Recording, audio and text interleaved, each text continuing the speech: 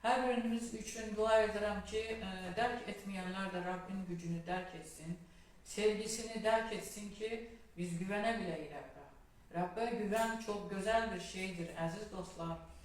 Rəbbə güvənən insan həqiqətən də hər gün sevinclə qalxır. Həyatında nə olursa olsun, bilir ki, göylər bizdən alqış istəyir, alqış gözləyir, izzət gözləyir, şükranlıq gözləyir. Çünki Rəbbin evladları və varisləri olduğumuza görə, bunu biz dərk etdiyimizə görə göylərə şükranlıqlar. Yəni yeryüzündə gözümüzlə gördüyümüz bir şey bizim keyfimizi pozmadan göylərə alqış oxuyuruqsa, demək Rəbbə güvənimiz var artıq. Şükür və izzət olsun Tanrımıza, bunları da bizə öyrədən Tanrıdır. Qoy bugünkü gündə də mən diləyirəm hər birimiz üçün müqəddəs ruh dilimizə, gözümüzə, ağlımıza və düşüncəmizə hakim olsun. Heç kəs bilirəm deyib qürurlanmasın, əziz dostlar, çox pis şeydir bu.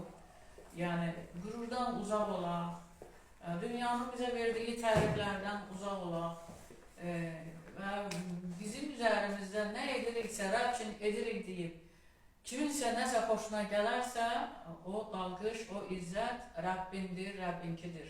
Mən öz yerimə, məsələn, bunu belə deyirəm və sevmirəm məni tərifləyəndə, çünki məndə məni idarə edən müqəddəs ruhun gücüdürsə, alqışlar onundur. Çünki mən öz başıma müqəddəs ruhsuz, tanrısız biz heç kim və heç nəyi bunu bilək.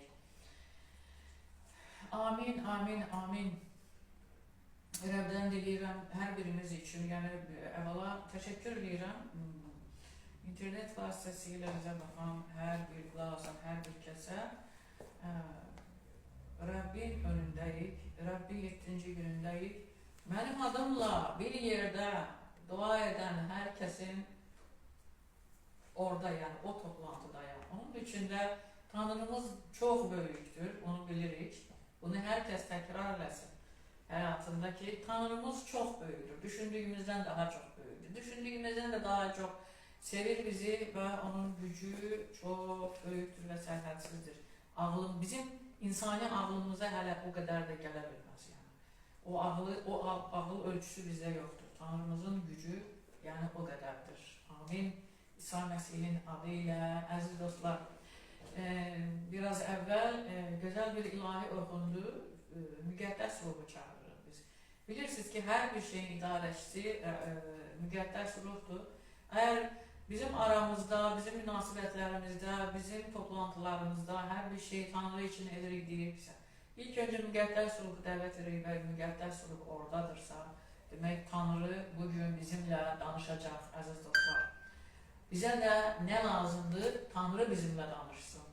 Və Rəbbə ucalıq olsun. Mən dua qrupunda da elan etdim, 7-ci gün dedim, qrupumuzda düzdür, dualar da var, kimin nə ihtiyacı var, onun üçün dua oxuyaq, amma ki, gəlin çoxlu ilahi oxuyaq qrupda. Kim nə ilahi bacarırsa oxusun, Rəbbi alqışlayaq, çünki o dua qrupu telefon olsa da Rəbbin xidmət qrupudur. Rəbbin xidmətidir, əziz dostlar.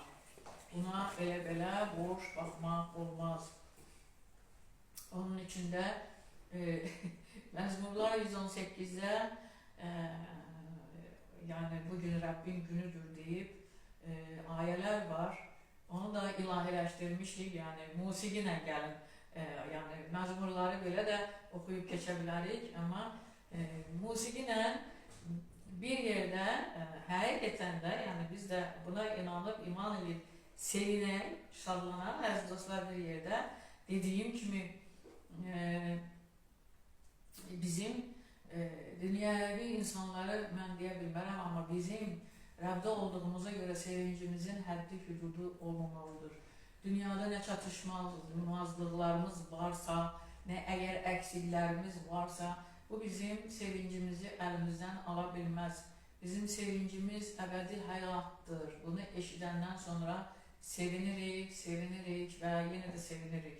Amma Tanrı yenə də bizə söz verdi ki, məsələn, qanunun təkrarı 28-ci başlıqda xeyir-dualar da var, lənətlər də var, amma xeyir-dualar bölümünü oxuyarkən görürük ki, Tanrı orada bize söz verir ki, eğer benim dediklerimi, buyruqlarımı yerinə yetirərsənsə, sən